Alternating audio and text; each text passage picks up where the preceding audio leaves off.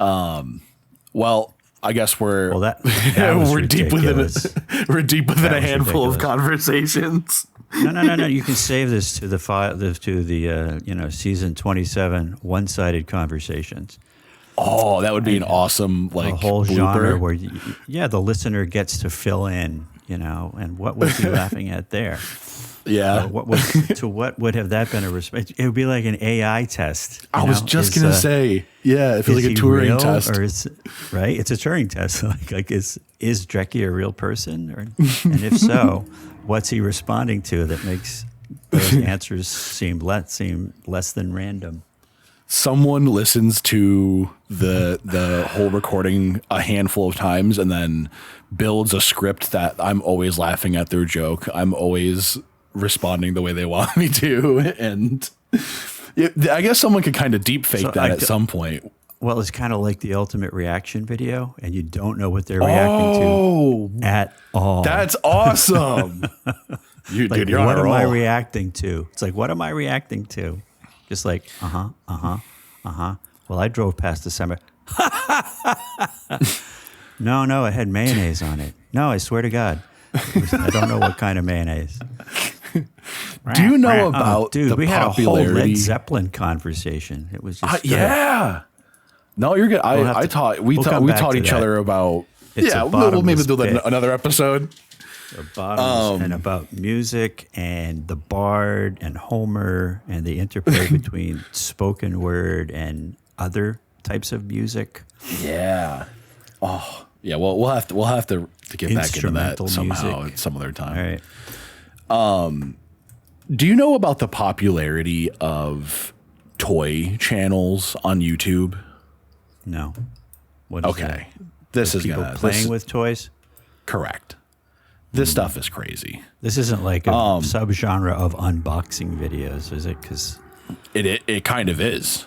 I went through a month where I thought that was interesting. What it is like one of the more popular ones is this kid Ryan's Toy Channel. And he is literally a child whose parents buy him a toy like probably 10 times a day. And then he takes it out of the box and he plays with it. And a lot of it is like toys that people don't, or like newer toys are probably more expensive or like people don't really have a lot of access to.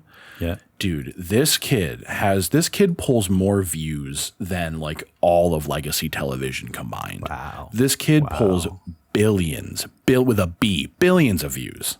Wow. Ryan's Toy Review. Sorry, that's Ryan's Toy Review. This isn't like 39.9 for college. He's blown right past college. He'll never have to go. Oh yeah, unless his parents are blowing it all on cocaine and hookers. So, huge egg surprise toy challenge with inflatable water slide, 2 billion views. Giant Lightning McQueen egg surprise with 100+ Disney car toys, 1.2 billion. This kid is like by the numbers, one of the most recognizable faces on earth. And it's crazy how like children's YouTube and such is so popular, and there's a lot of really messed up shit going on in it too. There are people who mark content that is definitely not for children, like for children. But that's not nice. These toy, these toy channels are immensely popular. There was nothing like that as far as I know on like TV. Like maybe QVC was kind of like this. It was like, that was a shopping channel. It's not really meant, I bet there's a lot of backdeal sponsorships going on, but. Yeah, people who were basically online trying to flog what was oftentimes, poor quality, overproduced crap and getting, people who were watching the channel for reasons that had nothing to do with the need to acquire new pieces of jewelry because they were filling some deep psychological void. And then just buying up all this crap from people who were really good at getting people to, to buy crap. So you're a dad. Was a depressing experience. I am a dad. Would you let your let's say the girls were born, the last 5 years. Yeah. Would you let them watch toy channels? Would you let them like Well, if it was experience that, effective, or if it would you was try to prevent it? well, if it was effective, if it's going to make them like want to get the toy, and then it creates that whole thing, then it's just another form of. It has the same effect as as advertising did when we were kids. It's just like you needed to get the Red Ryder rifle with the thing in the stock which tells time or whatever, or a You're wagon, gonna shoot or your eye out. a Johnny, you shoot your eye out, or a Johnny Quest, or Lincoln Logs even. I mean, Lincoln Logs, just a bunch of pieces of wood in a cardboard tube. That's the greatest, the greatest product They were ever great. sold. We played with that toy more than any other toy we had. It was, but yeah, we are all susceptible to advertising, absolutely. So I don't know. Who's watching it? You think it's parents allowing their young kids to watch it, like to pacify them? Like a cat, so like a cat channel where you watch a cat like playing with a bird or Exactly. something. So your cat watches it, and yeah, I think that's like like one of the big polls is like the kid is like getting the satiation of having the toy without actually buying it. Right. It's kind of a parasocial but relationship kids in a way. aren't deciding what they're going to watch on YouTube, or maybe they are, because kids have their parents' phones in their hands all the time from a young age, and maybe they're just pulling up the channel. Maybe they're pulling up the channel.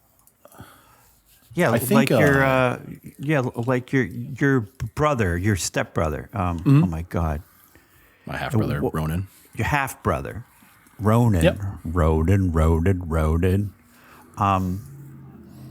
That woman, YouTube lady that he was addicted to there for a while. That was huge. Miss Rachel.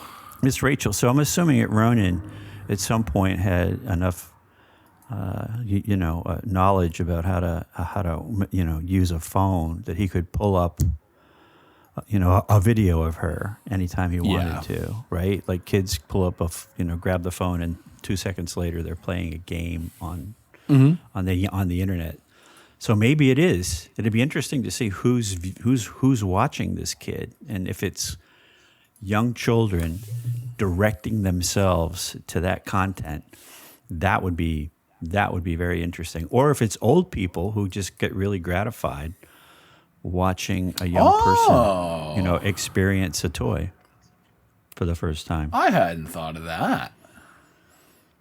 Yeah, I don't know. But that's an insane amount of views. That's insane. Yeah, billions. There's a lot of, so the internet is like, the internet has these similar cultural movements to mass culture. And one of them right now is this huge conversation around children. Yeah. Children's place on the internet. This is the first time it seems that the conversation really has popped open about like safety and gatekeeping / censorship of a child's experience on the internet. And YouTube has not been like a very safe place for children. I mean, anyone could watch and comment something that they want. You could be a predator, you could be aggressive, you could be mean, you could just be a child who's also mean or trying to bully someone else. Like it's not a particularly safe place for a kid to do anything, but Ryan's parents or whoever certainly are reaping the benefits of a child who's pulled hundreds and hundreds of millions of views. Yep. So I'm looking So at there's the AI a huge overview ethics question. of Ryan's world, and it is mostly kids who are watching the content. Yeah. It's young kids who are watching Ryan open and enjoy, the new toy. So go ahead. Oh, that's good. Toss that in. So it's kids on Yeah. either end. I don't really have thoughts on the whole matter other than probably just prevent kids from spending time on YouTube, really, period, unless they're directly supervised. Because if you let the algorithm do its thing, it's going to end up showing them stuff that a parent could never monitor all the time. Yeah. But don't you think that's what's going to happen? The technology is just so powerful, Keegan, that it's you'd really have to be on your guard you'd have to like keep your kids off of it completely. And if you do that, are you you're sheltering them from that potentially harmful content, which you're not even sure is harmful yet. And but at the same time, you're denying them access to this common experience that all of their peers are enjoying. So you're denying them, a point that they otherwise would share. Like there's going to be a reference point. All these kids, they're going to be in a bar in 15, 20 years. Like, you remember the one where he opened the, fill in that blank, and it's like, oh yeah, that was my favorite. And you're going to be like the homeschooled kid sitting there in your flannel shirt saying, I don't know. Drinking your flannel shirt and mustache. Drinking and cranberry white tank juice. top. Yeah, and your white tank top saying, I found it in my father's closet. No, we didn't have toys. We played with sticks. So I don't know. I'm just glad I'm not a parent anymore. A parent of, Yes, you are. a parent. I needed to continue that sentence. A parent of like young children. It's horrifying enough to have to worry about your kids in their 20s. Like now, if you're like popping out new offspring and it's like, what do you feed them? What do you let them watch? There's too much stuff, and the technology is too powerful. And we all just watching people raise their kids now who are younger, and what their policies are toward giving them access to phones. To an old person, to me, like it's like, okay, these kids are having so much of a virtual experience that they're not acquiring the skills to engage with others outside of that virtual reality. And I think that's true to a certain extent. But if all the other kids in that cohort are doing the same thing, then what I just said isn't true. They're all just learning to live in a different reality that's just as real as the one that exists off their phone. I mean, that's the experience that they're having. That content is real. It's happening.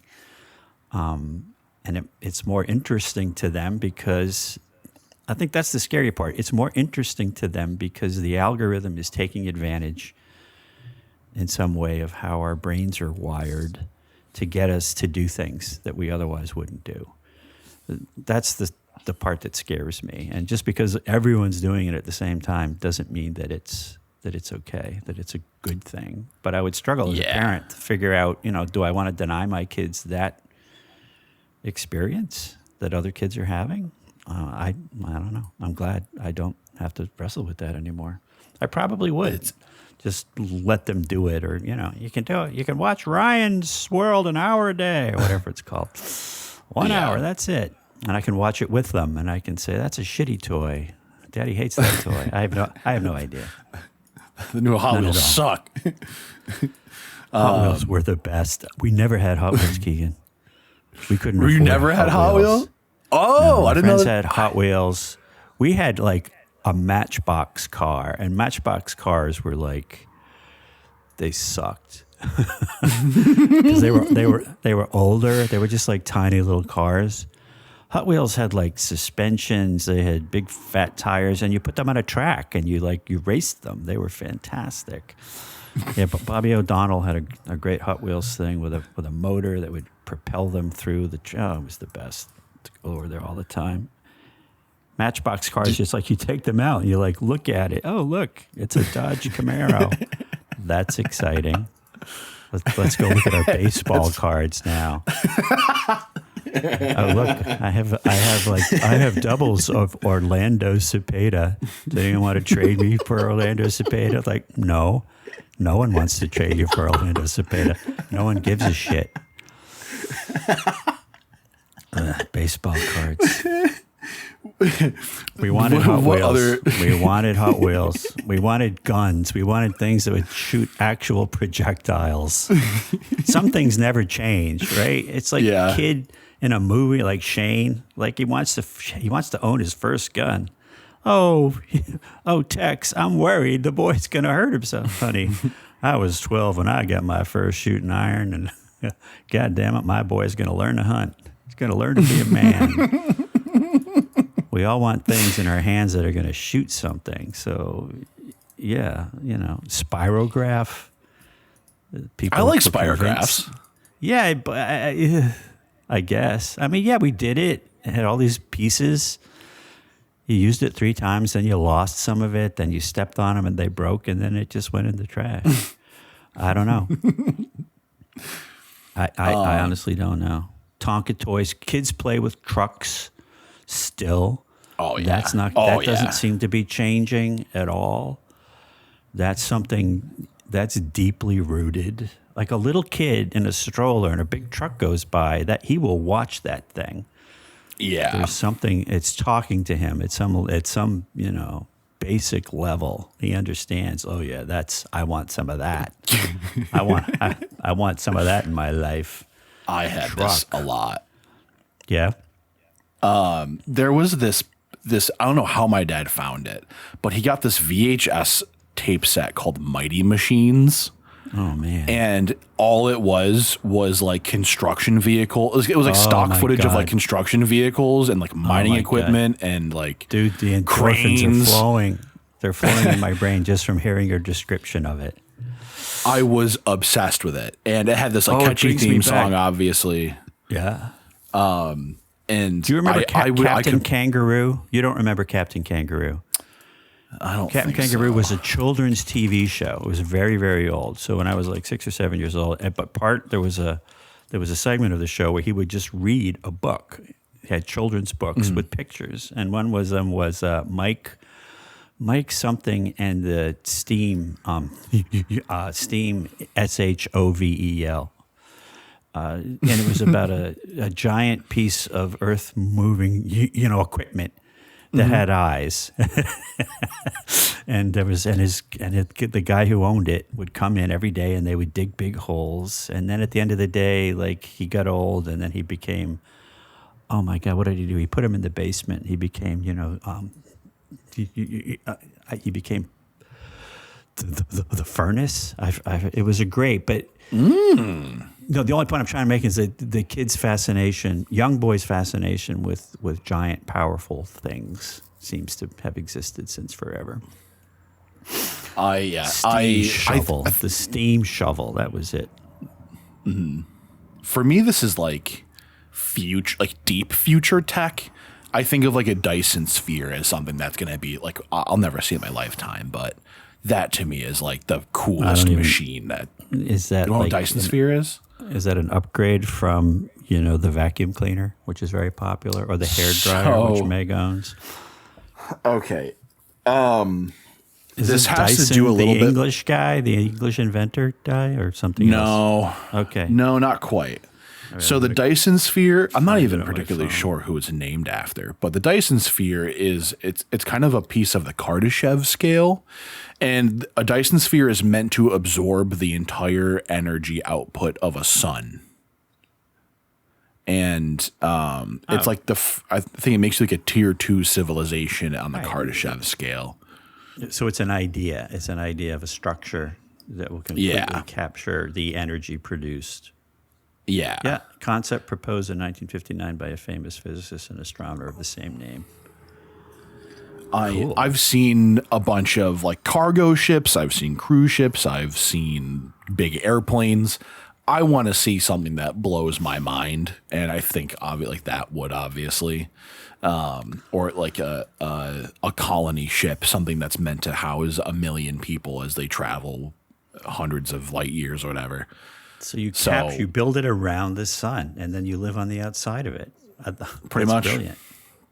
That's brilliant. It's an absurd idea, but I also think it's really cool. I love,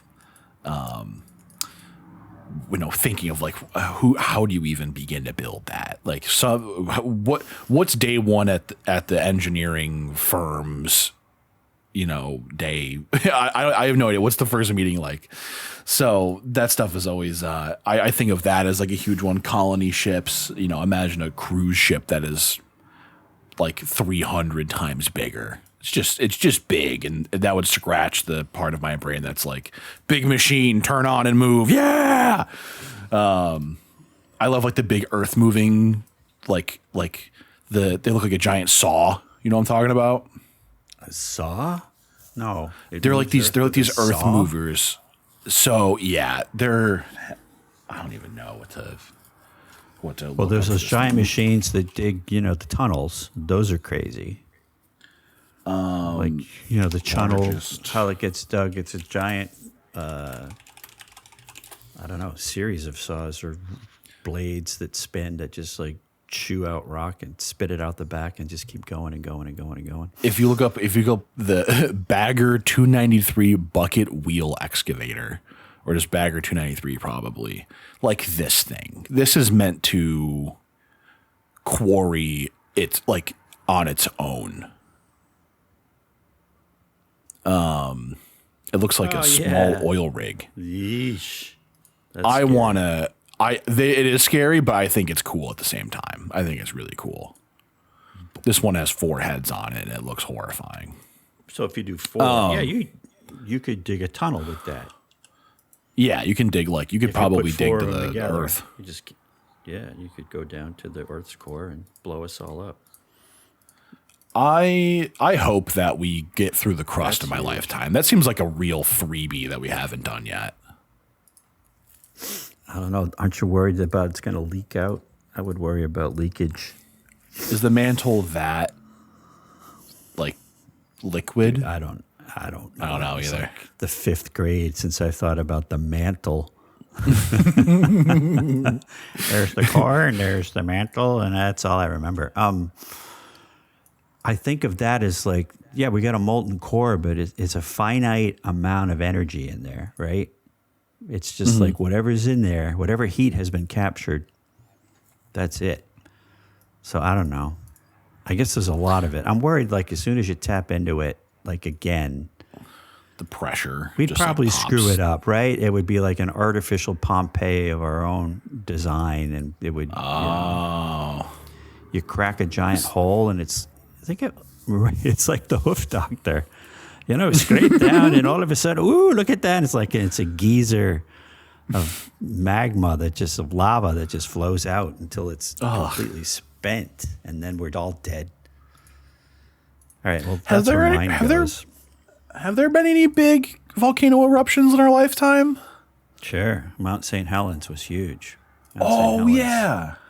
You don't think of it as much because you don't focus on the lava that came out. It was more the ash. It was the amount of crust or whatever the surface stuff that was displaced by that then, killed people. Just like Pompeii, just deposited all that, ash and stone on top of people.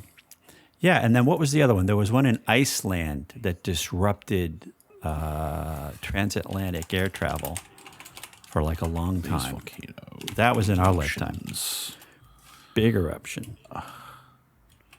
Recently. Yeah, they're still active volcanoes. Hunga Haipe. Yeah, I'm probably saying that wrong. That's another one. Yeah, I never even bothered to learn how to say it because it was gonna be over quicker than I would need to know how to talk about it. But I remember that because a lot of people were inconvenienced. You couldn't actually fly through it. There was so much ash. They were worried it was going to damage the engines, and it affected communications as well. Because certainly. Communicating with satellites, satellite communication was all disrupted. In this, speaking on things that are huge and volcanoes, is Olympus Mons on Mars. It's like the largest volcano that we know of, period. I think it's the size of Arizona. It's fucking enormous. It is absolutely massive. 13 miles high. Wow. Yeah, apparently if this thing were to go off, it would like add another atmosphere to Mars. So I guess I kind of want it to go off in a way. I want to see something cool happen, but there's not much on Mars to harm other than two dead rovers. About it? going off? Well, I'm speaking way out of turn, but they might not know if it's dormant or not, that's what my head goes to. It is the tallest mountain, tallest known mountain in the entire solar system. By like 4,000, by 4 kilometers higher than the next one. That's big. If you could inhabit a planet without like all the effort, which planet would you go to? Like if you went to, like we assume you live. I'm talking about like a fictional planet or an actual planet that we know about. So like something in the solar system. Something in the solar system. I don't know. If you couldn't go to Earth anymore, but like we could drop in the surface of Mars and you'd be fine. Like you could breathe and walk around. I mean, isn't Mars the only one that makes any sense? The other ones are too cold or too hot, or the atmosphere is going to kill you. Like Venus, you wouldn't want to be there. Yeah, gotta be you'd Mars. probably be breathing in a lot of sulfur. It's got to be Mars, I guess. Yeah, right. I would like to. I'd like to see the universe from Pluto. I think that'd be really cool. I don't know. Pluto's more of an idea, right? It turns out Pluto isn't that. It's not even like it's a rock. Is it even like? I don't think there's anything happening on it at all.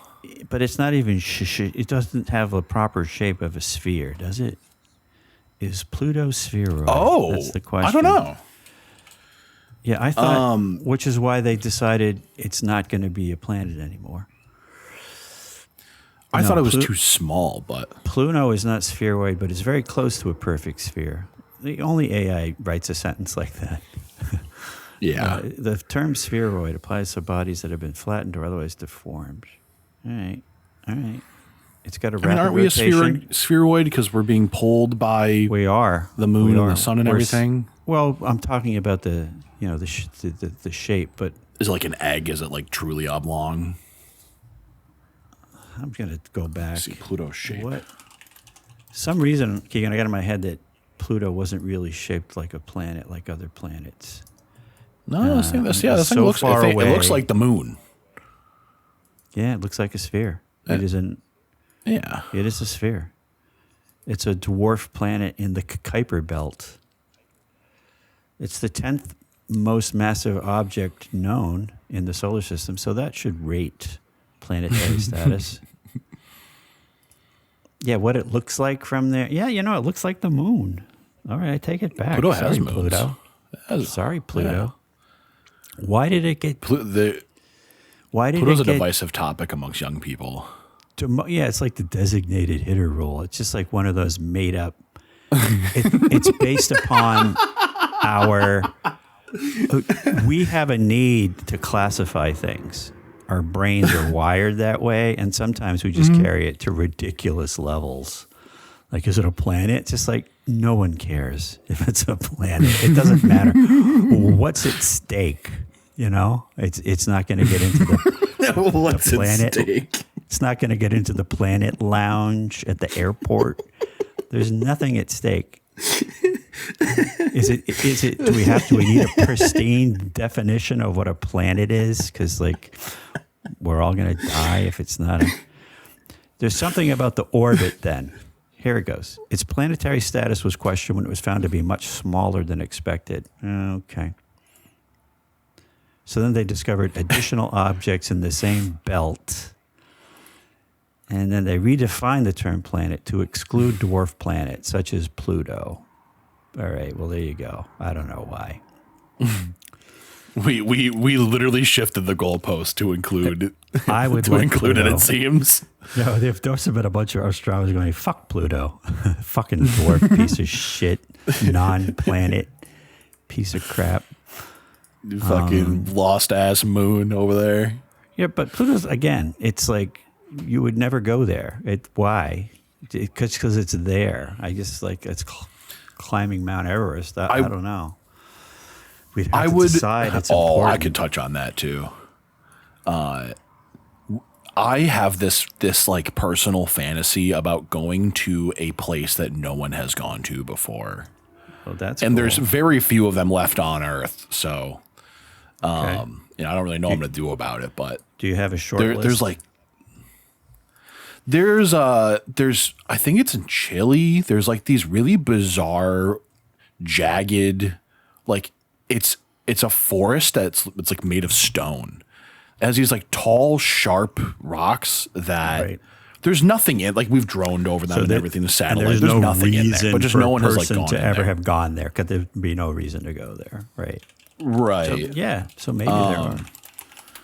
And then there is a ice shelf. The North Patagonian ice field is another one that like it's in southern Chile, and just no one has. There's nothing there.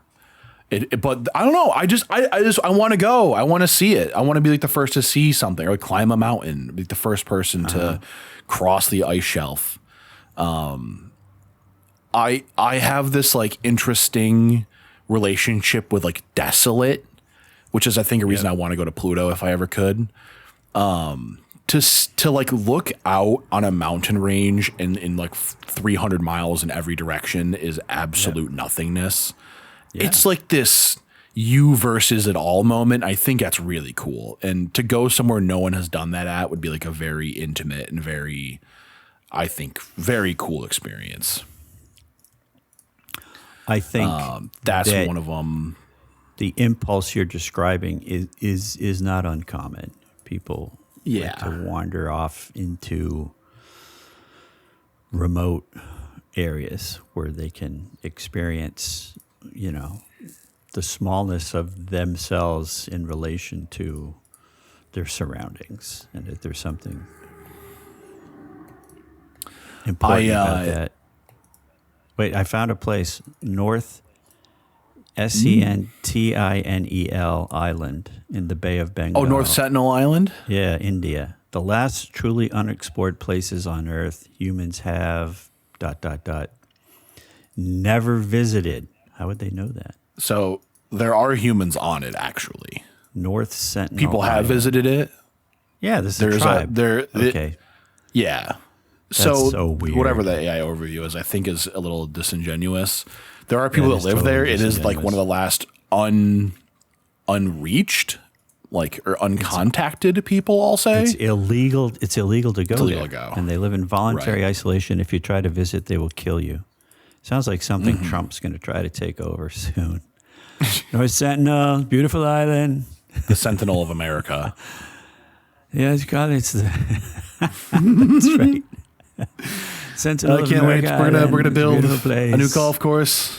Gonna build a casino. People need a casino. People love me there. They love me. There's people. They've wanted to be American for a long time. Yeah, this list is just a bunch of places where like there are tribes that will cut your head off and stick you in a pot. Namibia. I don't know. See, there are Bemhara. Take another swing at that. What? That's the what country the or what stone region? forest place. And this is in Chile. Say it again. What region's that in? You said it's in Chile. It's in northwest Madagascar. TSINGY is the Tsingy de Bemahara. I can't quite say this. There's one in China. Here, I'll. Oh, these are known as karst landscapes. Well, here's an interesting aside. When we were in Ireland, there's a part of Ireland called the Burren. Burren. It was originally one of the first places where they practiced intentional agriculture. The people who lived there before the Celts showed up, but basically they farmed the shit out of it, and now it's just a bunch of exposed limestone, and it's called a karst landscape because that describes the type of stone, and that's what your landscape is. The Tsingy de Bemaraha, Tsingy de Bemaraha in Madagascar. Razor-sharp, spiny limestone peaks. That sounds cool. I think it looks really cool. There's one in China. I would love to. There's one in China, too. The one in China, there's people there, and they've got signs on it, so that's not as remote. Yeah, Stone forest in the Yunnan province of China. Wait, I got to find a picture of yours. Tsingy de Bemaraha. Oh, dear. Wait, there's a giant sloth there. Just like the movie. Sloth? Madagascar or whatever. A slothful sloth. Is it? Yeah, Sid the Sloth. He's from. Maybe it's a lemur. Ice Age. Maybe it's a lemur. We are the New York Giants. Oh, that's yeah. Oh, yeah. A tsingy is a karstic plateau in which groundwater has undercut the elevated uplands and gouged caverns and fissures into the limestone. In Ireland, they call them clinks and grakes. Because the Irish love to have funny names for things.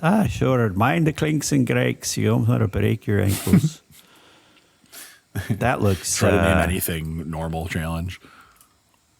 That looks scary.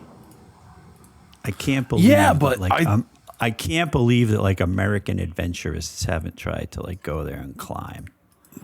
That's what I'm saying. Like no one's been here. What do you mean? I want to go. I want to go today. There is definitely someone who saw a picture of this who has enough money to get up and go do it and did it. Right? Apparently not. Yeah. Needle-shaped limestone formations. You can access the national park by a road from Morondava. So go on Orbitz and type, Syracuse National Airport to Morondava. See if there are any direct flights. Limited access is also possible from the town of Antsalova, which can be reached by plane from Antananarivo or Mahayanga. So you just got to get to Mahayanga and then rent a Jeep. Okay. Mahayanga is in Madagascar. You can fly there. Has a population of 250,000 people. All right. You're all set. Mahayanga. Mahajanga.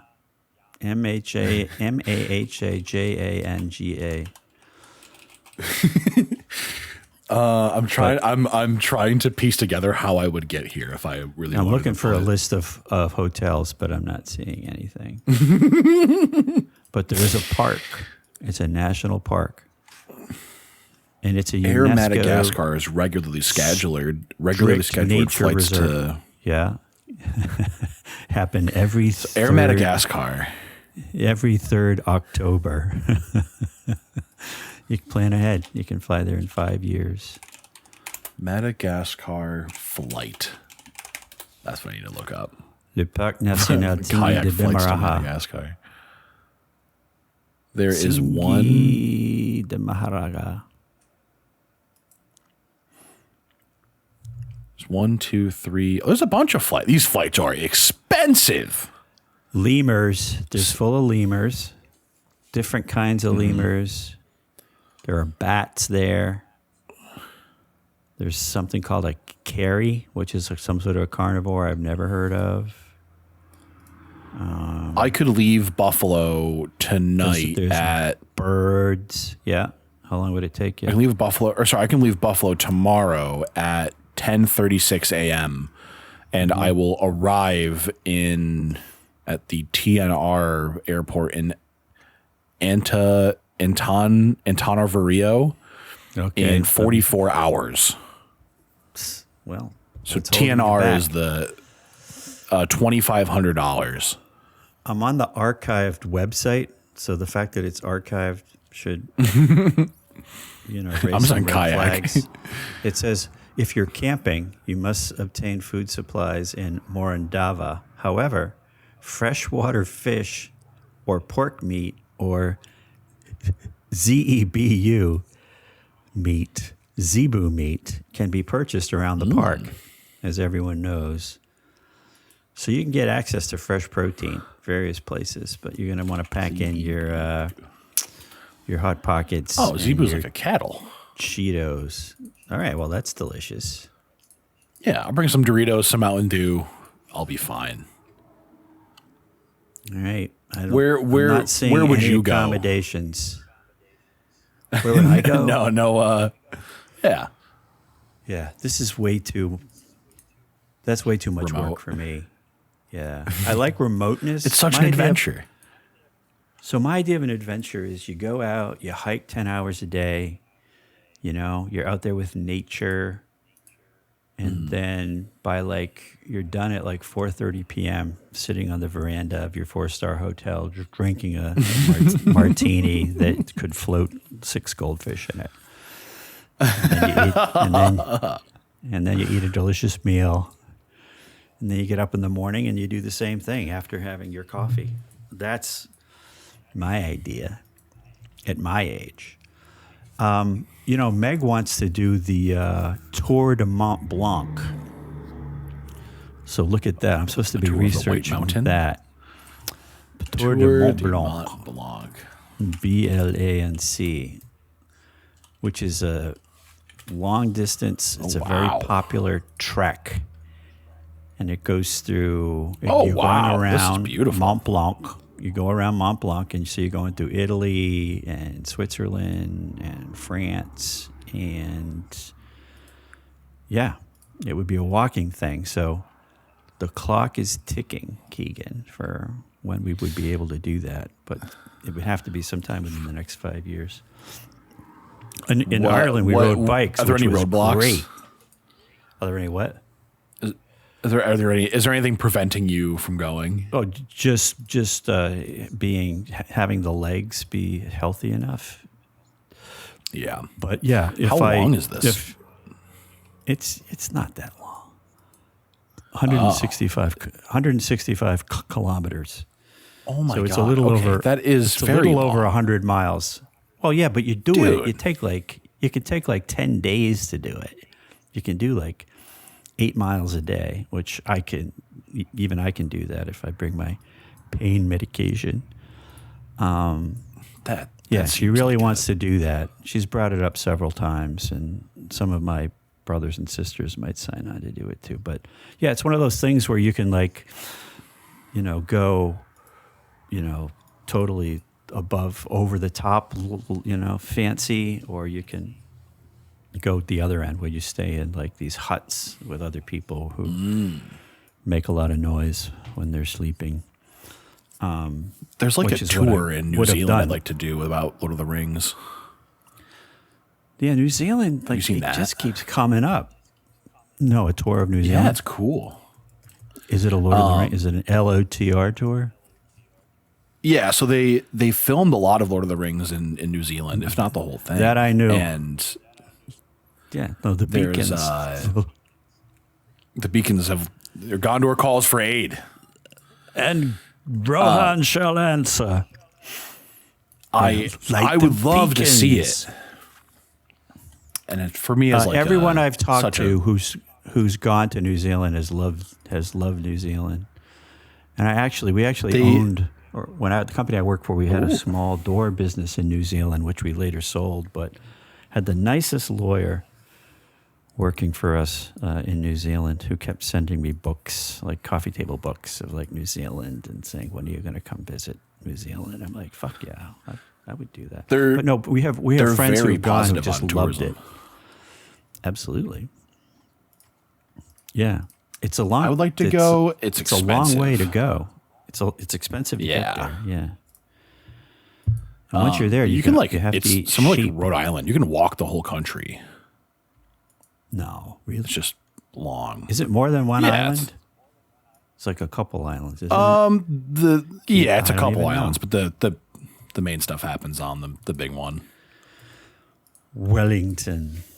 That's the capital, right? That's what I remember. Yeah, I would go there. I think Meg would go. They speak English, so Yeah, that would be pretty easy. they speak Australian. It's just getting there. That's right. That's not a knife. That's a knife. Yeah, and the Kiwis are very friendly, according to everyone I have spoken to. Have you been to every continent No. except for Absolutely Antarctica? not. Haven't. No. I had opportunities to go to Australia for work, and I just never made the effort. South America, I've not been to. Mexico, I think, is as far south as I've gotten in this hemisphere. Is there anywhere in South America that you'd go to? You're curious about, maybe? Yeah, probably. I mean, Africa, I've never been to. Meg wants to go to Africa. It's like, that's like saying, that's like a plan.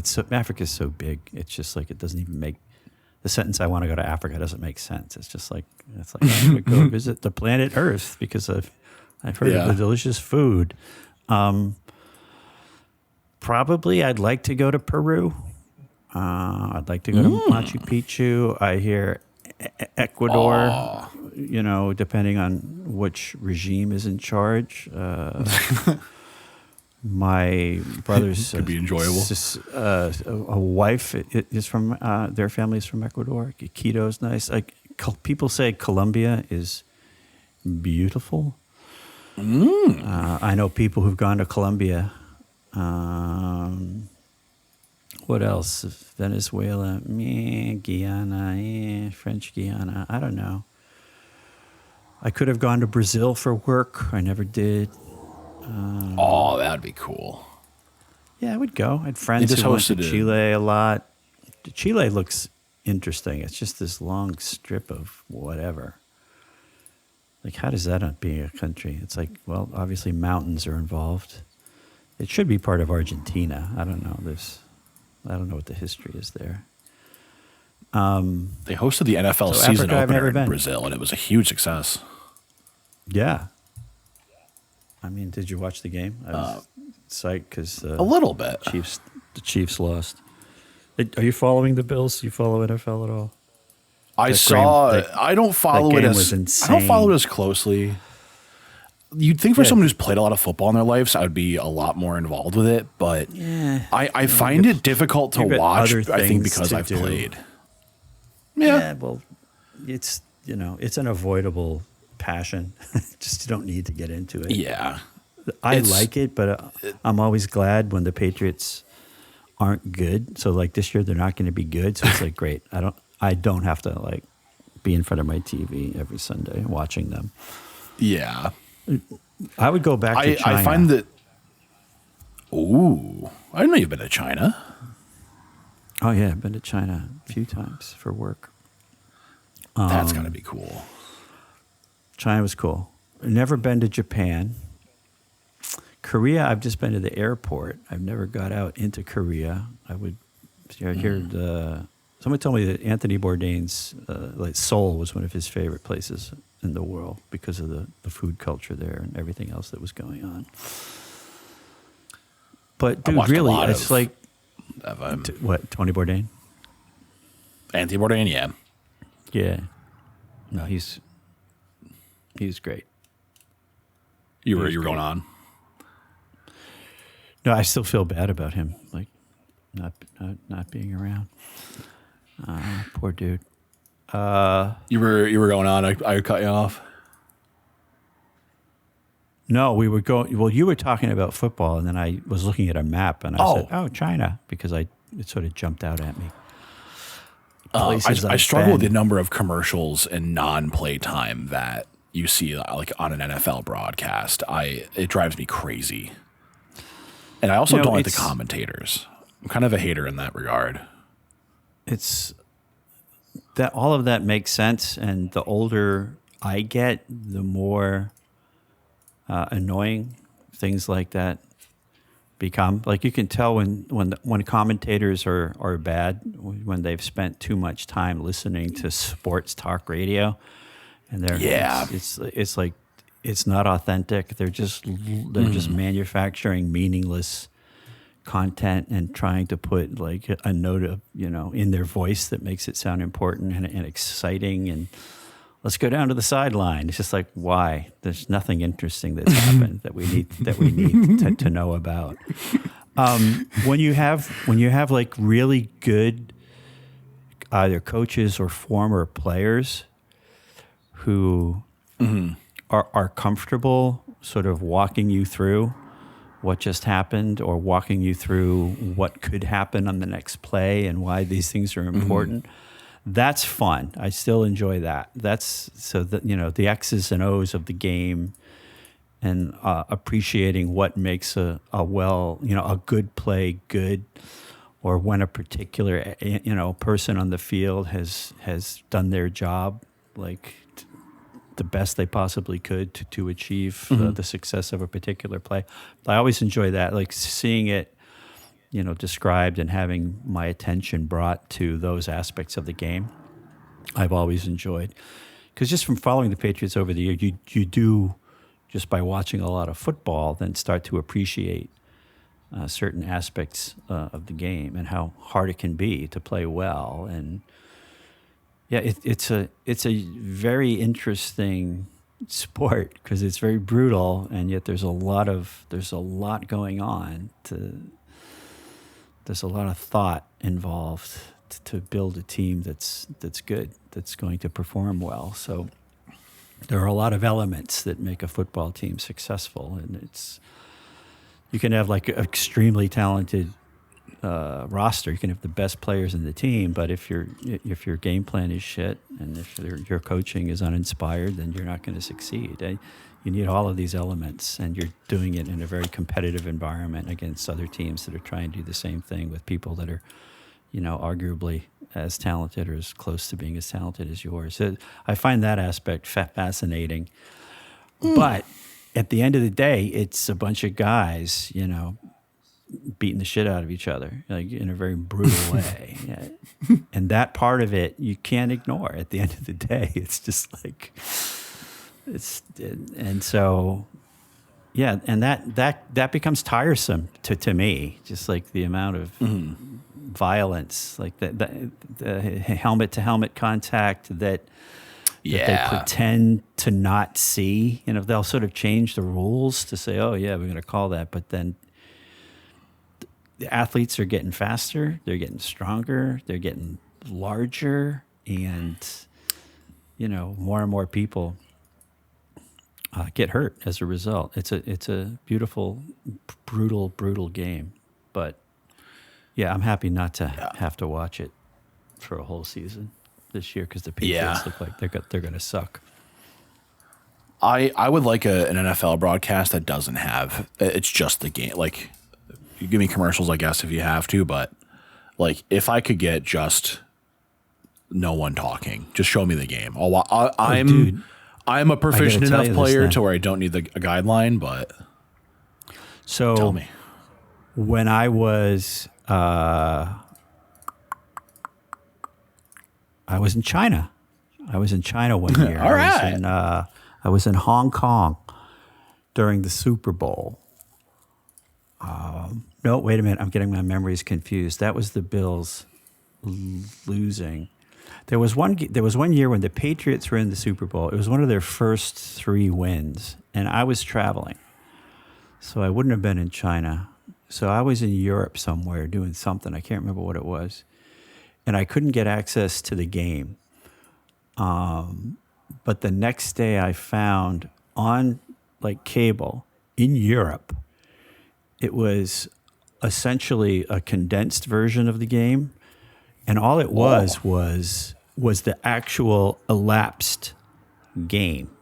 So you saw the game. You didn't see the timeout. So thing took like exactly an hour because all you saw, like one play would end and the next one would start, and there wasn't any commentary. And it was incredibly exciting, and because it just like boom, boom, boom, boom, boom, boom, boom, boom, boom, boom, boom, and maybe there was a break at halftime. That's the only time I saw that. It was very cool. That there must be versions of that you can find on YouTube. Yeah, the closest to that, NFL sanctions. I watch a lot of highlight channels on YouTube. I watch like compilations where they just trim out like the plays that nothing really happened. They trim out all the fat around the ads and stuff, and they show you like the 25 plays that made the game. And that to me is like a much more a much easier version of watching it than putting up with like a 4-hour broadcast where 10% of it is actual game. So I'm going to make a couple more comments on this topic, and then I'm going to have to jump. Sure.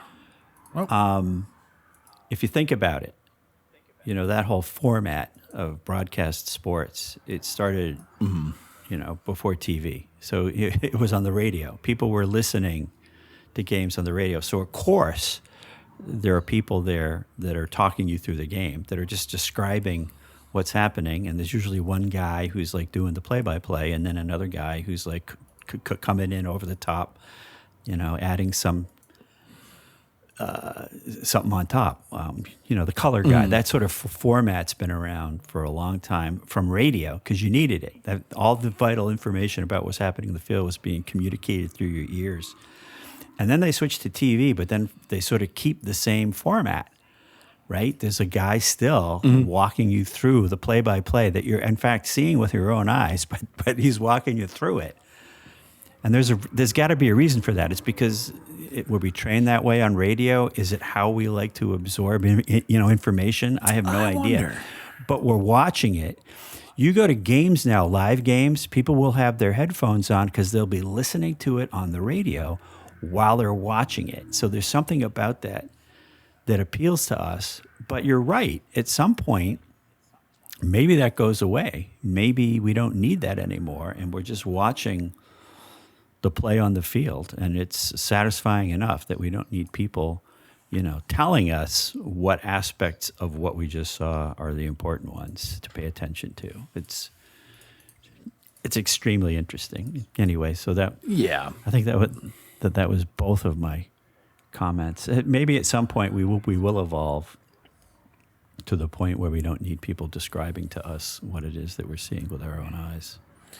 I don't know. At least present me the option. You know, like let me if it's on 25, channel 25, channel 26 is like the game quietly. But all right, well the other thing that people used to do is in the earlier days of television broadcasts of sports, there were people in Boston I knew who would watch the Red Sox, but they would turn the sound down on their TV and listen to it on the radio instead, because the radio team, who had been doing it like much, much longer, that the quality of the broadcast was perceived by many people to be of a higher quality. Or these people were just so old that they just wanted to continue to listen to their friends on the radio do the play-by-play while they could watch it on TV. But a lot of people say familiar voices. I hate the TV. It's terrible. I just listen to it on the radio. I turned the sound down and listened to it on the radio. I'm like, all right, old person, you can do what you want. All right, so next time we can get our Led Zeppelin references back in somehow. Certainly.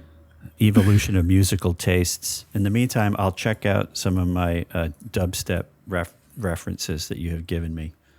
Yeah, certainly. And then think about, did we even do a prompt this time? We just sort of jumped into it. We should have a proper prompt like we did the first time. We had the focus arc. I think I had one listed. Where's our document? All right. Well, I'm gonna cut my recording out here, so I'm not chatting about our behind the scenes. But okay. Thank you all for listening, and we'll see you soon. Toodles.